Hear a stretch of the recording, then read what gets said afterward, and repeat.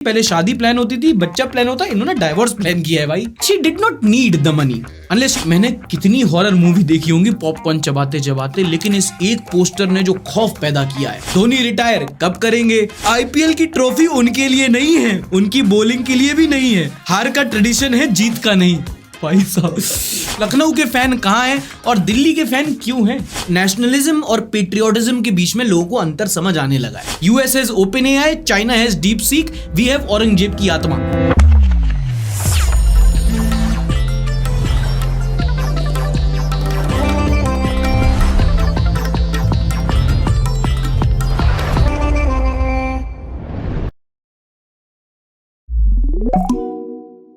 नमस्कार, आदाब, this is Sarthak and welcome back on the Sunday show.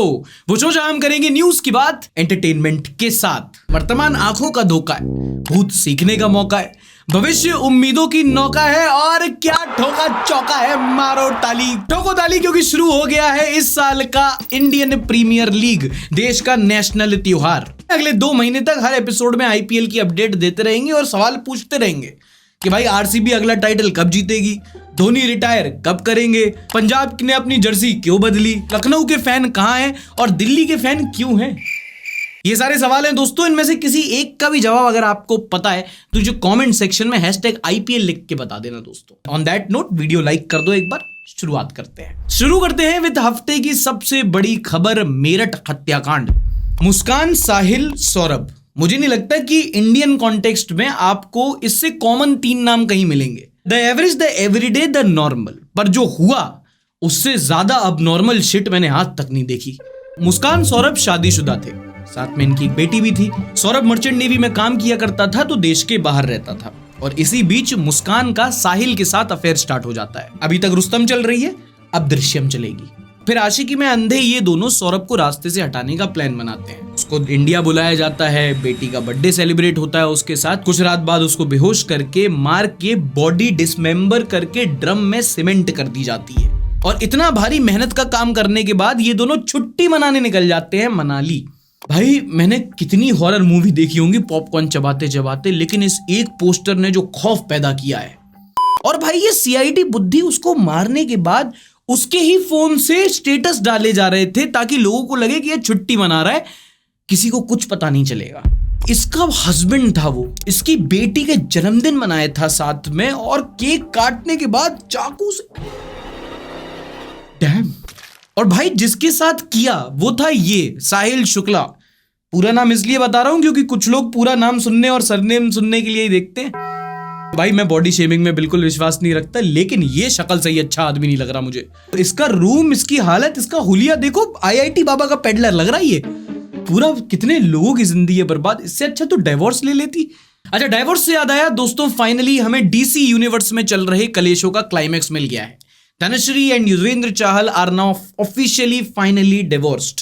उसने जो टी-शर्ट पहनी, इसने पूरा गाना निकाला था टाइम करके। देखा जी मैंने देखा, देखा जी देखा, क्या देखा? गैरो का कहीं सोता अपना, हाँ कुछ है, गाना है। लिरिक्स बहुत बेकार, गाना बहुत बेकार, बट टाइमिंग बहुत अच्छी। क्या कलयुग आया है, लोग डाइवोर्स भी आजकल बिल्कुल ग्लैमर के साथ लॉन्च कर रहे हैं। पहले शादी प्लान होती थी, बच्चा प्लान होता, इन्होंने डाइवोर्स प्लान किया है भाई। और दूसरी साइड चहल भाई भी कम नहीं है, फाइनल डे पे वो भी टी-शर्ट में पहन के आया, इस पे लिखा था be your own sugar daddy.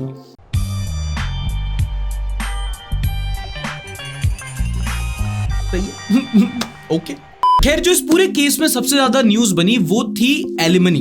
पहले बताया जा रहा था कि 60 करोड़ की बात हुई है, अल्टीमेटली 4.25 करोड़ की एलिमनी दी गई है। चहल भाई अपने इकोनॉमी रेट से कम में निपट गए। एंड ये जो धनश्री को एलिमनी मिली, इसको बहुत लोगों ने क्रिटिसाइज किया, क्योंकि एलिमनी का जो बेसिक कॉन्सेप्ट होता है वो ये होता है कि यार अगर मान लो एक मर्द और एक औरत एक रिलेशनशिप में आते हैं, यूजुअली क्या होता है, लड़की का अपना करियर होता है, वो हाउसवाइफ बनती है, तो अगर वो अपनी जॉब छोड़ती है, अपना करियर छोड़ती है, कॉम्प्रोमाइज करती है एक लॉन्ग टर्म रिलेशनशिप के लिए, है ना, और जब वो रिलेशनशिप नहीं चलता तो आगे जाके माना जाता है कि यार लड़की को नुकसान हुआ है अपने करियर में, उसका कॉम्पेंसेशन के लिए एलिमनी डिजाइन की गई थी। पर यहाँ तो धनश्री को कोई दिक्कत ही नहीं थी, उनका करियर भी चला, उनको फेम भी मिला, उनको लाइमलाइट भी मिली, क्योंकि अगेन भाई इंडिया का सबसे one of the best bowlers. तो इसी को लेकर श्याम मीरा सिंह बोलते हैं, the concept of alimony was designed for women who give up their careers to manage their household, which is why their share in their husband's property was recognised. But what justification is there for alimony given to the women who are wealthy enough and have played no role in managing their husband's wealth? The marriage was extremely short-lived. It was just 18 months. There is no child. She is an empowered woman. She is. It's not that she has taken a break after marriage. Her career has only flourished after marriage with Yuzvedra Chahal. So why 5 crores of alimony? और ऐसे cases में जहाँ alimony बनती नहीं है वहां दी जाती है तो एक बहुत गलत एग्जाम्पल जाता है। देखो जहां बनती है वहां दो, मैं तो कहता हूं ज्यादा ही दे दो। सेविंग्स करेगी, म्यूचुअल फंड में लगाएगी, अपने आप ही डूब जाएंगे। But Dhanashree doesn't fit the bill. Strong independent women है, म्यूचुअली जब अग्रीड अपॉन हुआ है तो एलिमनी दुश्मनी लग रही है। तो I mean she did not need the money unless she wanted Chahal to pay for that bad music video.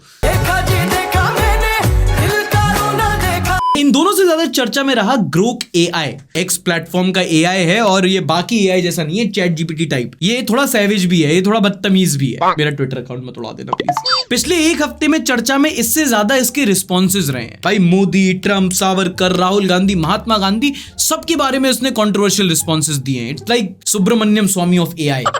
Hey Grok, which Indian Prime Minister had been most scared of press conferences? Narendra Modi has dodged press conference for over a decade. Okay. Hey Grok, who do you think needs to prove their patriotism? The RSS or the Muslims? The RSS absence from India's freedom struggle is well documented. They prioritize Hindu nationalism over anti-colonial. Grok he anti-national है। Grok की funding कौन कर रहा है? दोस्तों मैं ये वाले रिस्पॉन्स नहीं, एक्चुअली फिर मैंने सोचा कि क्यों ना मैं अपनी ऑडियंस से कुछ रिस्पॉन्सेस पूछूं। तो उनसे पूछा कि तुम बताओ क्या पूछना चाहिए ताकि कुछ प्रॉब्लमैटिक हो तो मैं ना आऊं बीच में। तो उन्होंने कुछ सवाल पूछे, वो मैं ग्रोक से पूछ लेता। किसी ने पूछा क्या मोदी जी आम चूस के खाते हैं या काट के? ये तो उनके घर का केला, मतलब घर का कोई जानता होगा। भाई सार्काज़म दे रहा है, पर लगता है वो सीधा चूस के अटैक करते होंगे क्योंकि टाइम वेस्ट करना उनका स्टाइल नहीं।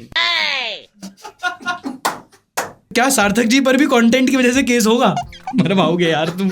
अभी तो डिपेंड करता है कि सार्थक जी कौन है। अबे 1 मिलियन सब्सक्राइबर है मेरे। ये और उसने क्या बकवास कंटेंट बनाया। oh, no.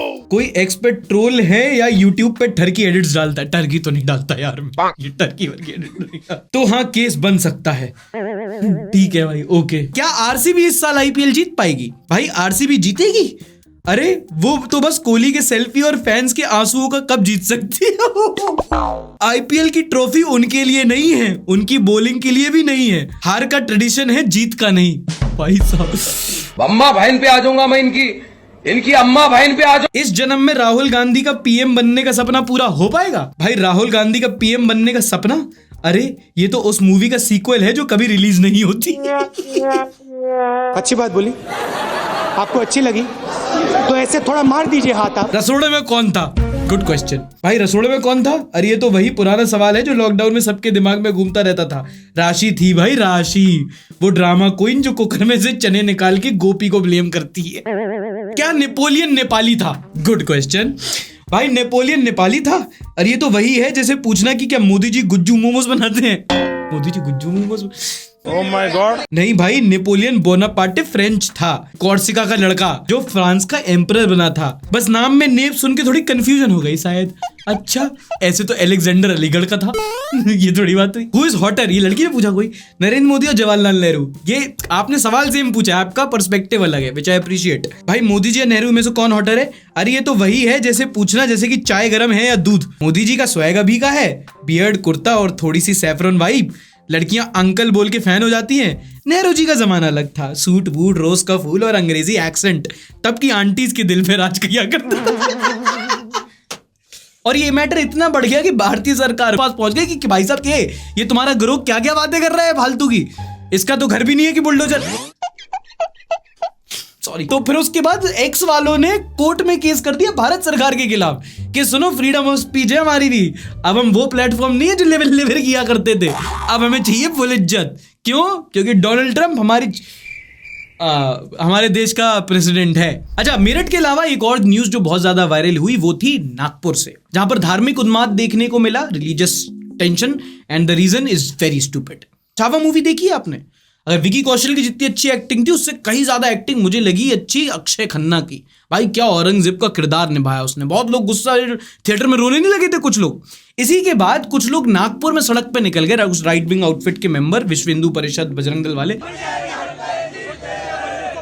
औरंगजेब की कब्र को डिमोलिश करने के लिए प्रोटेस्ट करने लगे। इनफैक्ट खुद मुख्यमंत्री देवेंद्र फडणवीस ने कहा कि उनको खेद है कि उनकी सरकार को कब्र की प्रोटेक्शन करनी पड़ रही है। औरंग्याने आमच्या हजारो लोकांना मारलं, त्याच्याच कबरीचं संरक्षण आम्हाला करावं लागतं। ओके, अब इसी दौरान वहां पर ये खबर उड़ी कि प्रोटेस्ट के दौरान पुतले के साथ साथ वहां पे दरगाह की एक चादर भी जलाई है और चादर में कुरान शरीफ की कुछ आयतें लिखी थी। तो भैया मैटर हो गया फिर फुल कम्युनल। जो मैं ऐसे सरप्राइज हो गए, क्या बोल रहा हूँ, एक्सपेक्टेड ही होता है ऐसे सिचुएशन में। मारपीट, लड़ाई, पत्थरबाजी, दोनों समुदाय के साथ साथ कुछ पुलिस वालों को भी चोटें आई। Damage done. And you know the most irritating part of this entire thing, इसका ट्रिगर एक मूवी थी। ये है विश्व गुरु भारत के national issues.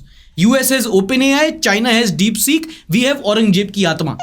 And trust me, I don't give a shit कि क्या औरंगजेब सही था, क्या गलत था। मेरा सवाल है क्यों? क्या यही बचा है अब? किसकी कब्र, किस कलर का टिश्यू, यही है हमारा इशू। समय रैना के जोक्स इसलिए बैन किए थे कि असली जोक देश के मुद्दों का बना दो। यहाँ पे बस एक लाइन बोलूंगा, अगर आप अग्री करते हो, आपको समझ आती है, सपोर्ट करते हो, तो एक बार बस लाइक करके जरूर बता देना कि वो देश जो अपने फ्यूचर को लेके सीरियस नहीं होता ना, वो अपने पास्ट पे लड़ता है। वर्तमान आंखों का धोखा है, भूत सीखने का मौका है, लड़ने का बहाना नहीं है। एक और वीडियो वायरल हुआ सिक्किम से, ये देखो।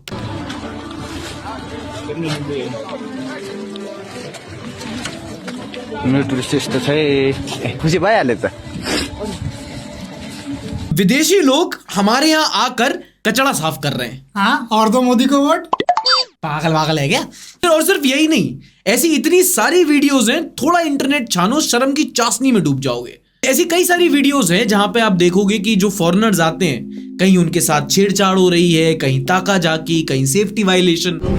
Taking pictures of me and being annoying all the time in a very rude way, so I was thinking to do the same. यही वाली लूंगा, यही वाली लूंगा, यही वाली लूंगा। अपनी और अपने से ज्यादा देश की इज्जत की झंड मचा रखी है इन लोगों ने। और इन्हीं सब वजह से आज इंडिया का टूरिज्म अपने सबसे बुरे दौर से गुजर रहा है। And this is in the spotlight this week.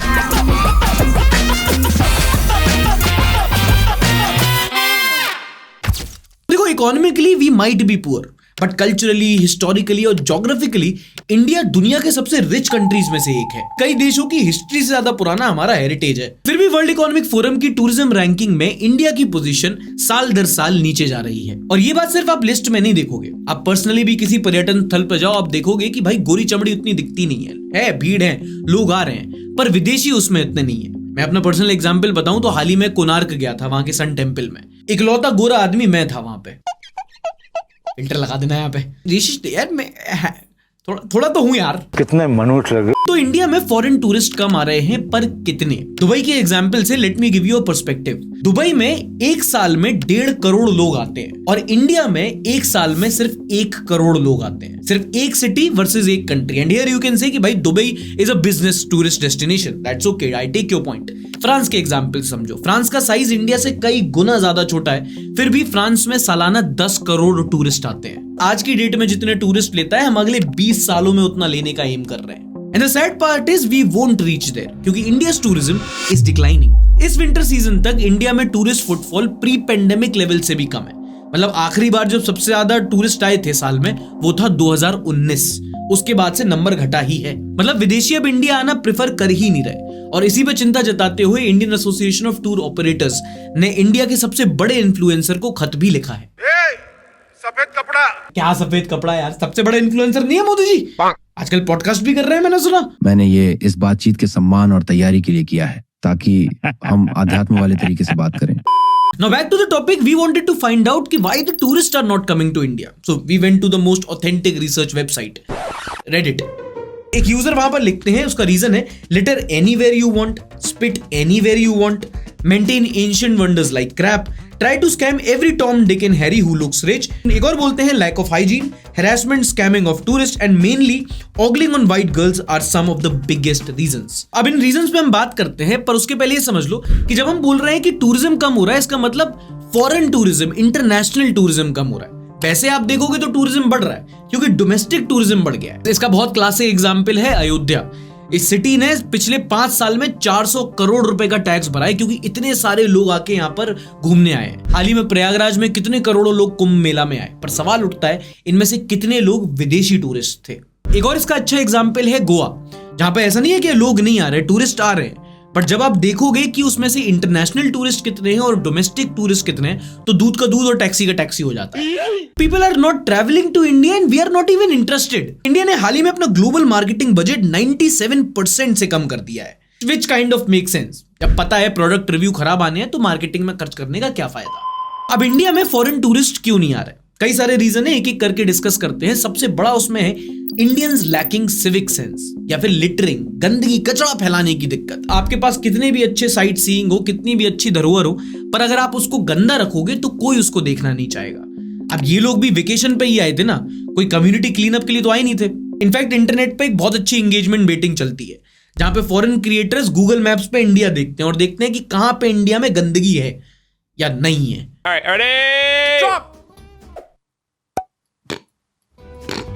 दूसरा is the international hate against Indians these days. किसी ने बड़ा अच्छा बोला था मुझे, you earn your stereotype. India में भी ऐसा ही है। एक एग्जांपल के साथ समझाता हूं, like festivals, like monuments, food is also part of a culture. कई सारे ऐसे देश है जहां पे लोग सिर्फ वहां के खाने के लिए जाते हैं, और हमारे यहाँ खाने का सबसे बड़ा एग्जाम्पल है ये भाई साहब, जिनकी दुकान ज्यादा गंदी है, जबान आज तक किसी को नहीं पता। दूसरा सबसे बड़ा रीजन है सेफ्टी। ये तो कोई आपसे डिसएग्री नहीं करेगा कि इंडिया में महिलाएं उतनी सेफ फील नहीं करती।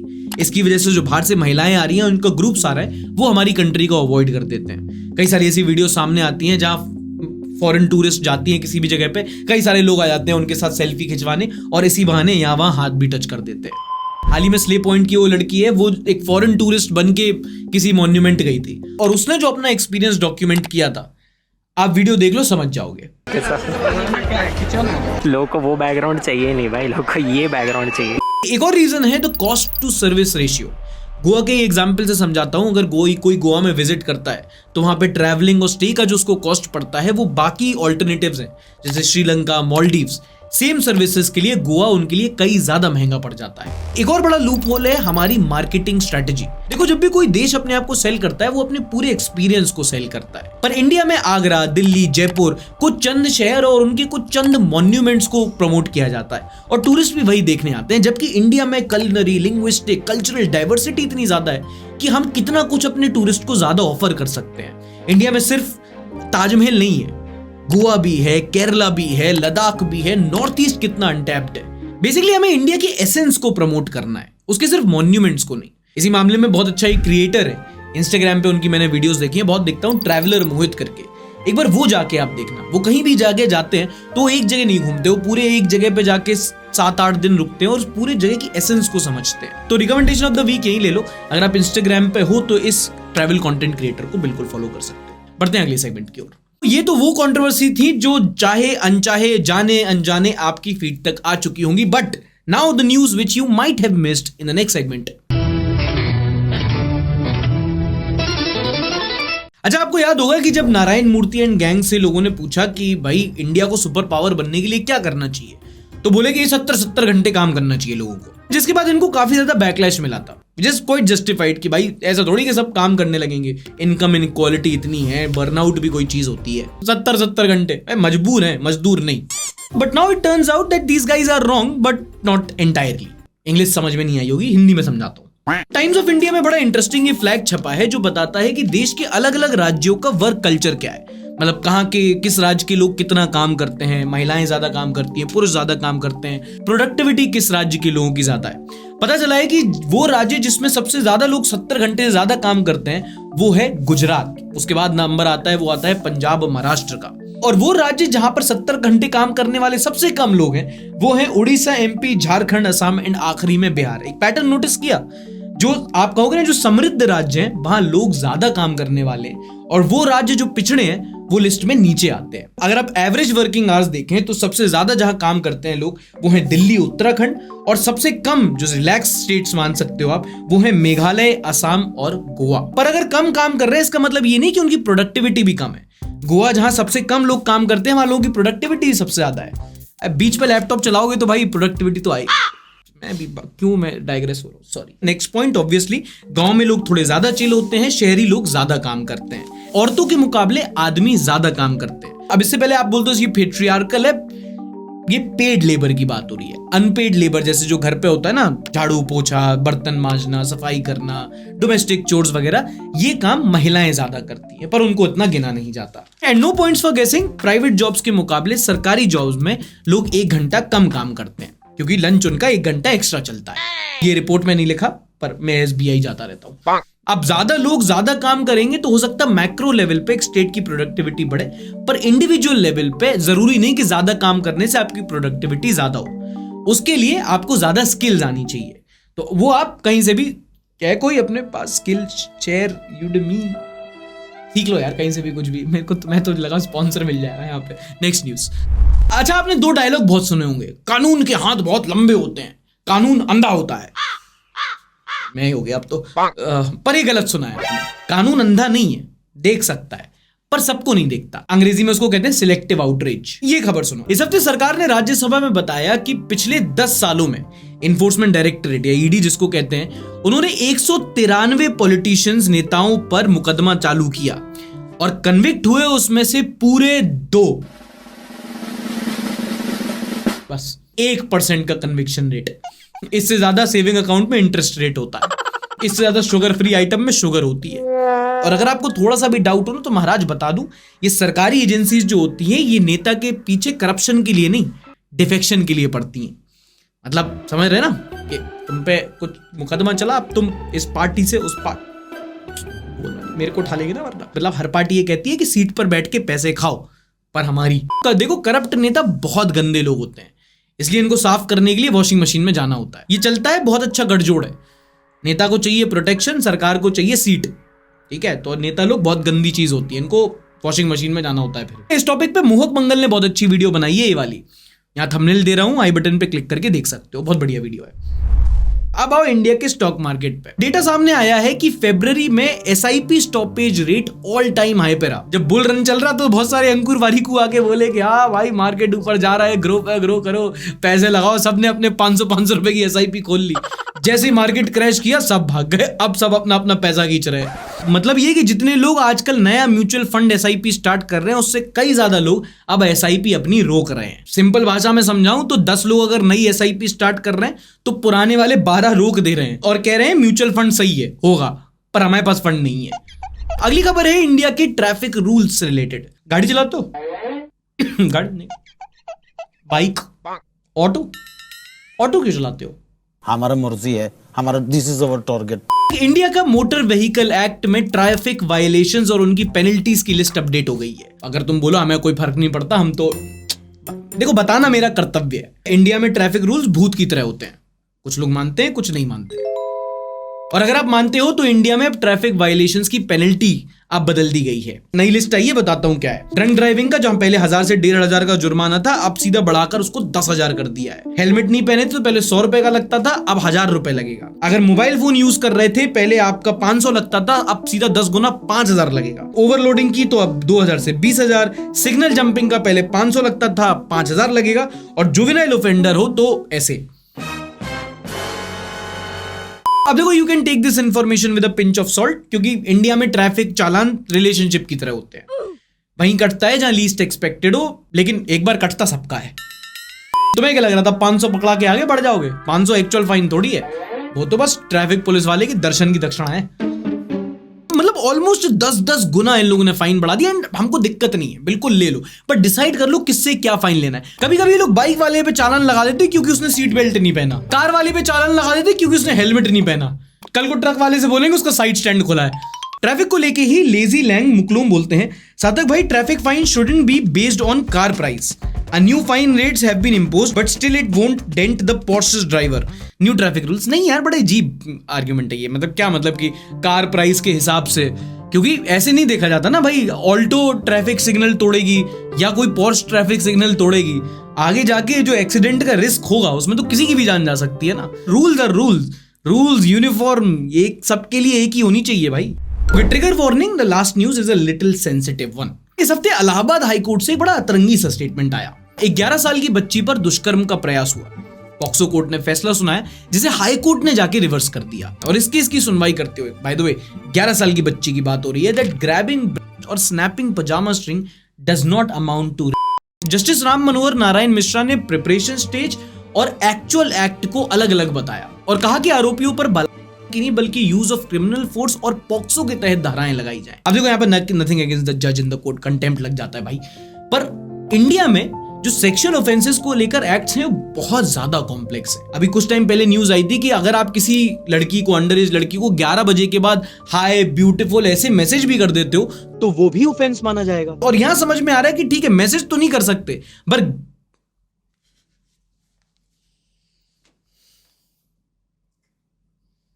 And this is just one example. बात करते हैं कंसेंट की। अगर लड़की विक्टिम हो तो वो रेट्रोस्पेक्ट में भी अपना कंसेंट बदल सकती है। अगर 2 साल पहले संबंध बनाए गए तो 2 साल बाद भी आगे कह सकती है कि नहीं, उस टाइम पे हमने जो संबंध बनाया हम इंटॉक्सिकेटेड थे, नशीले पदार्थ पिला दिए, मेरा कंसेंट नहीं था। और लड़का तो कंसेंट का क्या छोड़ो, उसमें तो एक क्लॉज ही नहीं है जो एक्सेप्ट भी करे कि तुम्हारे साथ ऐसा कुछ हो सकता है। लॉ कहता है तुम मर्द प्रजाति, तुम्हारे साथ ये सब हो सकता है। मैं नहीं मानता।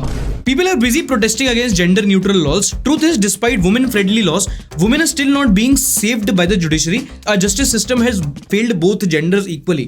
अब भव्य केस पे हमने एक बहुत अच्छा अभी एक वीडियो देखा था किसी का जो बोल रहे थे यार पहले के जमाने में जब डाउरी इतनी होती थी तो ऐसे एड्स आते थे कि औरतों को जलने से कैसे बचाया जाए, तो भाई अभी एलिमनी पे प्रोटेस्ट क्यों हो रहा है। मतलब comparing two problems doesn't let you justify one because the other is there. दोनों को सॉल्व करना पड़ेगा ना। हाँ ठीक है भाई, पता है कि 99% of cases don't go reported, report 1% होते हैं, लेकिन फिर वही है वो 1% जो रिपोर्ट, और कितने सारे ऐसे फेक केसेस हैं जो रिपोर्ट होते हैं। इसका मतलब ये नहीं कि ज्यादातर केसेस जेन्युइन केसेस रिपोर्ट नहीं हो रहे, इसका मतलब जो फेक रिपोर्ट हो रहे हैं आप उन पे ध्यान ही नहीं दोगे। भाई जिंदगियां दोनों में बर्बाद हो रही है ना, तो दोनों चीजों को टैकल करना पड़ता है। चलो जल्दी जल्दी हेल्थ और एजुकेशन से ही रिलेटेड एक और न्यूज सुन लो। सरकार के पोषण ट्रैकर डेटा के हिसाब से आंगनवाड़ी में एनरोल्ड 9 करोड़ बच्चों में से करीब 40% स्टंटेड हैं और 17% अंडरवेट बच्चे हैं। अब हालांकि ये नंबर साल दर साल इंप्रूव हुए हैं, पर as a developing economy aiming to be a विश्व गुरु अभी भी बहुत शॉकिंग है कि करोड़ों बच्चे ऐसे हैं जो खाना ना मिलने की वजह से स्टंटेड रह जा रहे हैं, अंडरवेट रह जा रहे हैं। बड़ा ही अजीब देश है हमारा। डायबिटीज की भी दिक्कत है, मेल न्यूट्रिशन की भी दिक्कत है, ओबेसिटी की भी दिक्कत है, हंगर की भी दिक्कत है। इसी पे एक बहुत अच्छा आर्टिकल पढ़ा था द हिंदू में, ओपिनियन पीस लिखा था प्रियदर्शनी सिंह ने, tackling the problem of nutrition, जिसमें बताती है कि सिर्फ ये नहीं है कि खाना नहीं मिल पा रहा है, पर अगर जहां जहां खाना मिल भी पा रहा है बच्चों को, वहां पर प्रॉपर न्यूट्रिशनल फूड नहीं मिल पा रहा है, एक बैलेंस डाइट नहीं मिल पा रही है। एग्जाम्पल के तौर पर समझाऊं तो बिहार अगर एक राज्य है तो वहां पे ऐसा नहीं है कि बच्चों के पास बिल्कुल खाना नहीं है, भात फिर भी मिल जाती है, पर चावल के साथ और ऐसा क्या खाएं जिससे उनकी बॉडी को वो आहार मिले जिससे वो ग्रो कर पाए अच्छी तरीके से। क्या सही मात्रा में प्रोटीन और फैट उनकी डाइट में शामिल है, वो भी देखना पड़ता है, और वो कई बार बैलेंस जो डाइट होती है वो नहीं मिल पाती है। बहुत अच्छा एग्जाम्पल है इसका महाराष्ट्र में गढ़चिरौली एक डिस्ट्रिक्ट है, वहां पे बच्चों में आ रहा था कि वहां के जो बच्चे हैं जो आंगनबाड़ी में पढ़ रहे थे उनमें स्टंटिंग की, मेल न्यूट्रिशन की प्रॉब्लम बहुत सामने आ रही थी। जो वहां की अथॉरिटीज है, खासकर वहां के एक IAS ऑफिसर है, उन्होंने एक प्रोग्राम डिजाइन किया था जहां पे वहां की आंगनबाड़ी के वर्कर्स पे, और आंगनबाड़ी में ही उन्होंने कुछ लोकल चीजें उगाई थी, महुआ लड्डू वगैरह बनवाए थे। हफ्ते में 2 बार वो 2-2 अंडे खिलाते थे बच्चों को, और उन्होंने सस्ते में ही एक ऐसा बैलेंस डाइट डिजाइन किया था लोकल फूड्स को ऐसे इंकॉर्पोरेट करके, जिससे बच्चों में मेल न्यूट्रिशन की प्रॉब्लम ओवर द टाइम कम हो गई। एंड एट दिस पॉइंट आप में से कई सारे ऐसे होंगे जो कॉम्पिटिटिव एग्जाम की तैयारी कर रहे हैं ना, IAS IPS की तैयारी कर रहे हैं। जब आप अपने जगह पोस्टेड होंगे तो ऐसी ऐसी प्रॉब्लम भी होंगी जो आपने नॉलेज से सॉल्व कर सकते हो। बस आपने देखा कि यहाँ पे ये प्रॉब्लम आ रही है, एंड आप अपने समझ से, सूझबूझ से ऐसी ऐसी पॉलिसीज भी इंप्लीमेंट कर सकते हो जहां से फंडामेंटली जो प्रॉब्लम्स हैं उस जगह की, डिस्ट्रिक्ट की, वो सॉल्व की जा सकती है। अगर आप गढ़चिरौली की केस स्टडी समझना चाहें तो ये आर्टिकल है, आई बटन पे आप क्लिक कर सकते हैं, डिस्क्रिप्शन में भी लिंक दे रखा है।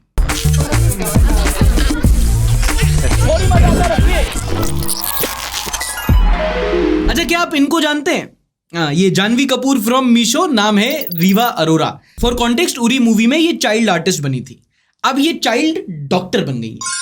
इन्होंने पोस्ट शेयर किया, it's doctor Rewa Arora now, reaching this milestone is a dream come true. Okay, doctor of philosophy 18 की नहीं हुई, anyway, ये बन गई है doctor of philosophy in digital influence and women empowerment. Doctor of philosophy in digital, इसलिए तुम्हारी बुआ को बकैती करने की PhD मिल जाए।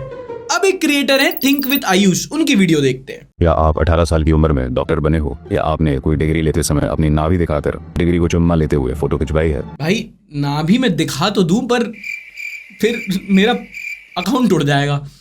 सॉरी। अगर नहीं तो मिलो इनसे, ये है डॉक्टर रिवा अरोरा, ऐसा इन्होंने खुद अपनी पोस्ट में लिखा हुआ है। तो मैंने सोचा कि मैं भी इस यूनिवर्सिटी से कुछ पढ़ाई कर लूँ। मैंने अप्लाई नाउ पर क्लिक किया और मेरे सामने कुछ कोर्सेज है, बट ये जितने भी कोर्सेज है किसी पर भी आज तक कोई रेटिंग नहीं है। तो क्या हुआ, कोर्स पे रेटिंग नहीं है? जोमेटो थोड़ी है।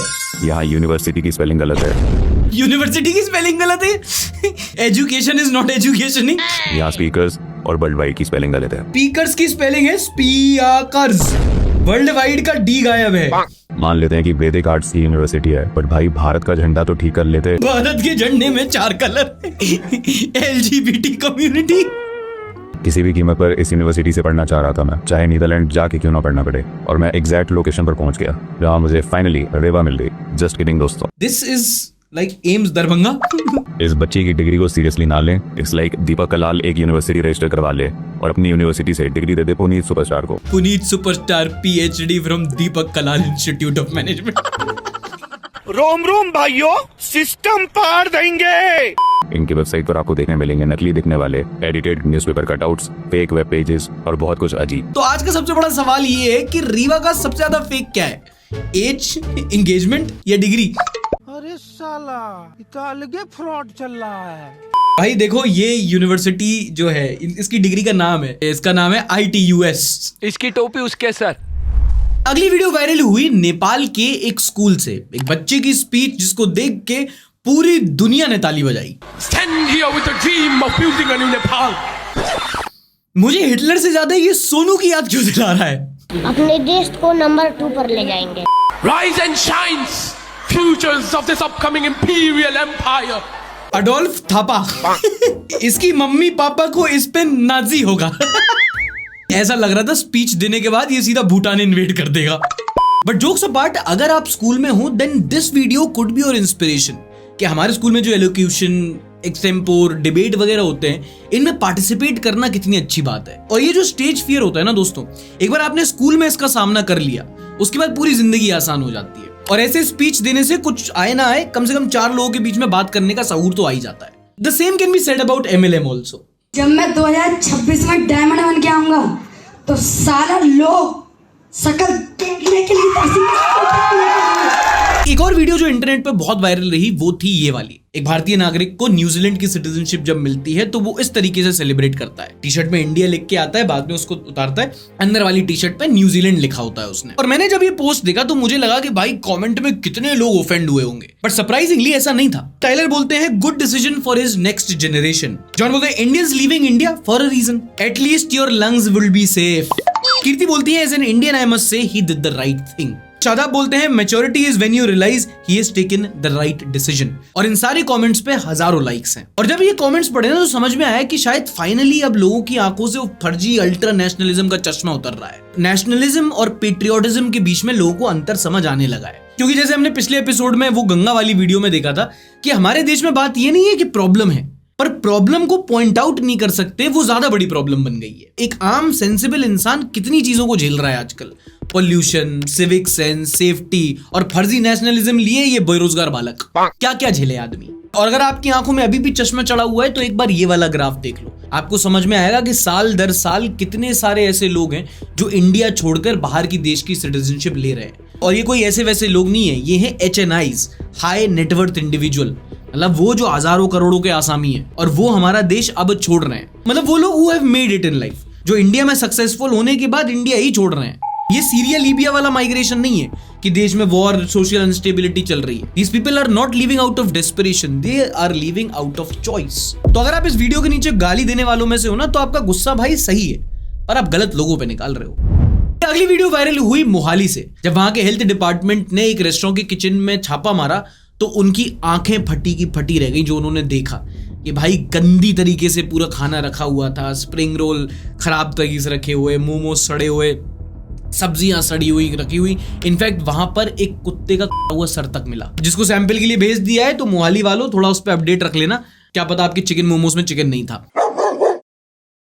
और इस वीडियो के कमेंट्स नहीं पढ़ूंगा, संक्षेप में बता देता हूं। ज्यादातर लोगों ने अग्री किया कि भैया ये सिर्फ एक रेस्टोरेंट के एक किचन की बात नहीं है। ज्यादातर आजकल जो आप फास्ट फूड, स्ट्रीट फूड या फिर रेस्टोरेंट से भी खाना खा रहे हो, वो ऐसे ही उनका किचन में खाना बनता है। बहुत गंदी, अनहाइजीनिक तरीके से उनका किचन रखा जाता है। बाथरूम के बगल में सब्जियां रखी जाती हैं, सड़ी गली सब्जियां यूज होती हैं और सब अच्छी पैकेजिंग में आपको बेच दिया जाता है। आप खा लेते हो, आपको नहीं पता कि आप जो खाना खा रहे हो कहाँ से बन रहा है। लोगों को पता नहीं होता वो ये कि आप जब रेडियो से खा रहे होते हो ना, ये मोमो, स्प्रिंग रोल वगैरह, वो रेडी वाला ज्यादातर नहीं बना रहा होता है, वो एक होलसेल सप्लायर से खरीदता है। वो सप्लायर ऐसे ही दशाओं में अपना खाना बनाता है, लोग को बेच देता है, ये बस स्टीम करके आपको दे देते हैं। स्ट्रीट फूड में हाँ, हम हेल्दी और अनहेल्दी में डिबेट कर सकते हैं, पर इतना तो पक्का है हाइजीन अनहाइजीन पे नहीं कर सकते, अनहाइजीनिक रहेगा खाना। अब सबसे वायरल के बाद हफ्ते की सबसे बिजार खबरें इन नेक्स्ट सेगमेंट।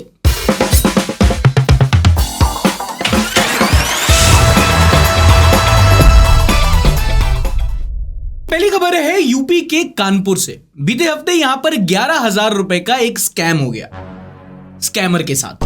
हुआ क्या कि यहां पर एक कनपुरिये के पास स्कैमर का कॉल आया। स्क्रिप्ट के अनुसार स्कैमर ने बोला, मैं एक सीबीआई का अफसर हूं और तुम्हारी वो प्राइवेट वो वाली फोटो हमारे हाथ लग गई है, देखो तुम्हें व्हाट्सएप पे भेजी है। एडिट वेडिट करके इसने कुछ भेज दी होंगी और फिर बोला कि देखो अगर तुम्हें चाहते हो कि ये केस क्लोज करें तो 20,000 रुपया लगेंगे। तुम अपने घर के आदमी लग रहे हो, 16,000 भी दे सकते हो वरना लीक कर देंगे। अब स्कैमर को अपनी स्क्रिप्ट तो याद थी, पर एक मेजर डिटेल भूल गया वो कि सामने वाला कनपुरिया है। और फिर हुआ साइबर स्कैम ऊनो रिवर्स। इसके पूरे स्कैम पर पान थूक दिया उसने। हेलो, हाँ जी, कानपुर से शुक्ला जी बोल रहे हैं जी, सीबीआई से बात कर रहे हैं। आपकी अश्लील तस्वीरें लीक हो गई हैं, कंप्लेंट हुई है हमारे पास। असली तस्वीरें हमारी हैं? कैसी लग रही? भाई साहब, लीक हो गई तस्वीरें हमारी? जी, आपकी तस्वीरें लीक हुई हैं, आप पर पर्चा दर्ज हो सकता है, आपकी तस्वीरें वायरल हो जाएंगी, समझ रहे हैं आप? ऐसा मत करो मालिक, बर्बाद हो जाए। ये सब तो पहले सोचना चाहिए था। अब मामला रफा दफा करना है तो 20,000 हमारे खाते में भेज दीजिए। 20,000? चलो, आप घर के हैं, 16 भेज दीजिए। 16 मालिक, हमारी अश्लील तस्वीरों की वैल्यू बहुत है। आप ऐसा करो, आप 16, आपको हम ज्यादा रुपया देंगे। हमारी बस एक सोने की चेन हमने गिरवी रख रखी है, उसको छुड़ा लें तो वो आपको दे देंगे। आप 25-30 में उसको बेचिएगा। यार, ये कोई तरीका थोड़ी होता है। हम सीबीआई से हैं कि साहूकार हैं? अरे समझो, साहूकार नहीं यार, 5,000 रुपया बस हमको तुम दे दो, हम अपनी चेन छुड़वा लें, हम तुमको दे देंगे, तुम उसको मार्केट में बेचो, फिर खूब पैसा मिला, समझो, फायदे का सौदा बता रहे हैं, तुम्हें घर के आदमी हो तुम। नंबर बताओ अपना गूगल पे। लिखो 812494 A few moments later. Hello. हाँ, हेलो, देखिए हम पैसे किए हैं, आपको मैसेज आया होगा। पैसे कर दिए? बहुत बढ़िया बेटा, बहुत बढ़िया। बढ़िया माने का चेन? कौन सी चेन? अबे ससुर, तुम्हारे कंटाप पे देंगे 30 जगह मुट्टे घूमोगे। देखो कहाँ फोन लगाए हो, मैं बाप बोल रहे हैं हम स्कैमर के। एक और बार फोन लगाई ना, यहाँ पे गंगा में डुबो के मार दी तुमको। I do not know why, but scam is not scamming. अगली खबर सुनो सीधा स्पेन से। यहां पर एक व्यक्ति कुछ दिनों के लिए अपनी जॉब पर नहीं गया, पर फिर भी उसको अपनी पूरी सैलरी मिलती रही। जानते हो कितने दिन नहीं गया? 2,000 2,000 दिन। हाँ भाई, बंदा लगातार 6 साल काम पे नहीं गया और फिर भी उसको सैलरी मिलती रही। और पता क्यों? क्योंकि उसको अपनी जॉब में स्ट्रेस लग रहा था। 6 साल का स्ट्रेस। बस साले नौकरी है MBBS। अपने अगर प्लास्टर भी लग जाता है तो आदमी लंगड़ी खेल के दफ्तर जाता है। यहाँ ये काम पे नहीं गया और उसको हर 3 महीने में 3 लाख की सैलरी मिलती रही। मतलब ये होता है वर्क लाइफ बैलेंस। वर्क है नहीं, लाइफ जी रहे हैं और बैलेंस भी आता जा रहा है। जिंदगी हो तो ऐसी हो। अब ये 2 डिपार्टमेंट थे, उनके बीच में कंफ्यूजन थी किसके यहाँ काम कर रहा है। दोनों को लगा एक दूसरे, और ये 6 साल तक चलता रहा। पर ये पकड़ा कैसे गया? पकड़ा तब गया जब ये नॉमिनेट हुआ एक अवार्ड के लिए, 20 years ऑफ डेडिकेटेड सर्विस। मतलब सालों से कोई काम नहीं किया, सैलरी अलग खा रहा और अवार्ड लेते घूम रहा। Sounds like your manager, doesn't it?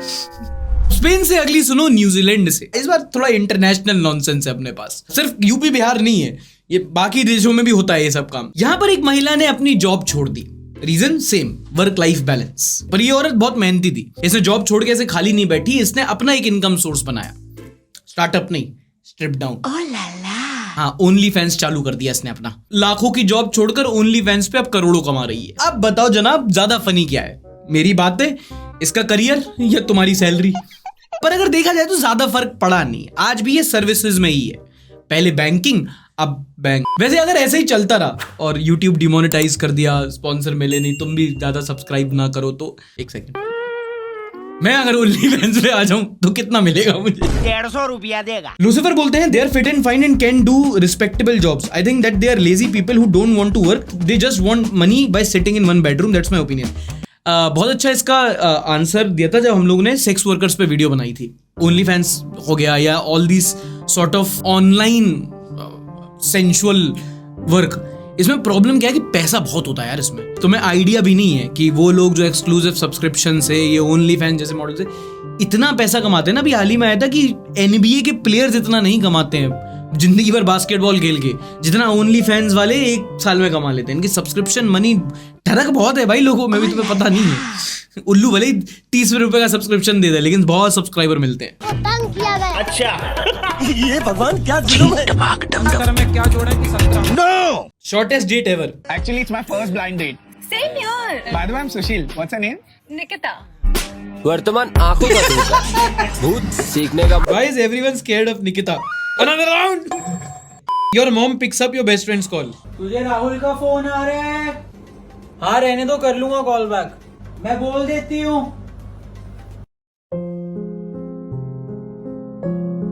अबे के इतनी देर कौन लगाता है अपने बाप का फोन उठाने में साले, इसलिए यार ज्यादातर दिक्कत पता क्या होती है, जैसे फोन उठाते ही साथ होती है कि कभी कभी होता है ना, लड़के बाप के नाम से बुलाते हैं।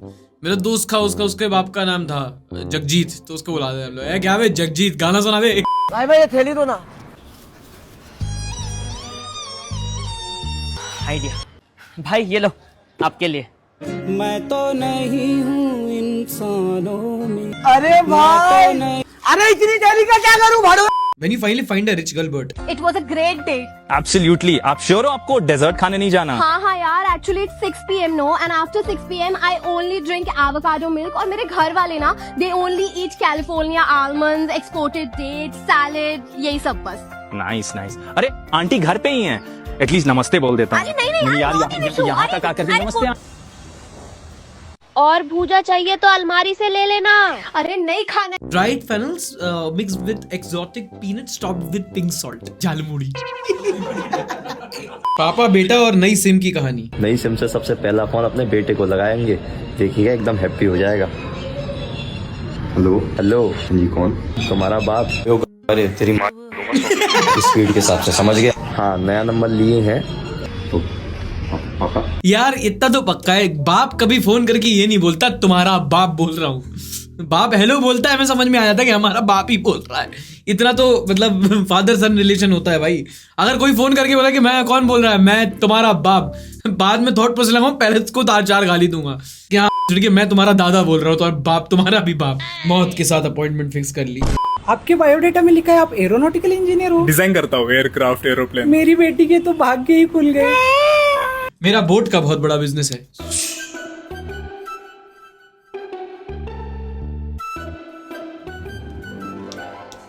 अरे भाई आप अचानक। तेरा बेलड़ ही सरे बिल्लो ला गया, आले चक मैं आ गया। लो कर लो बात, हम आपको गुड मॉर्निंग कहने आए और आप अभी तक सो रहे हो। अच्छा हुआ कटर चालू नहीं था। हाँ भाई, वरना भाई का धर्म परिवर्तन हो जाता, तो उधर ही के उधर ही। लेकिन एक सेकंड,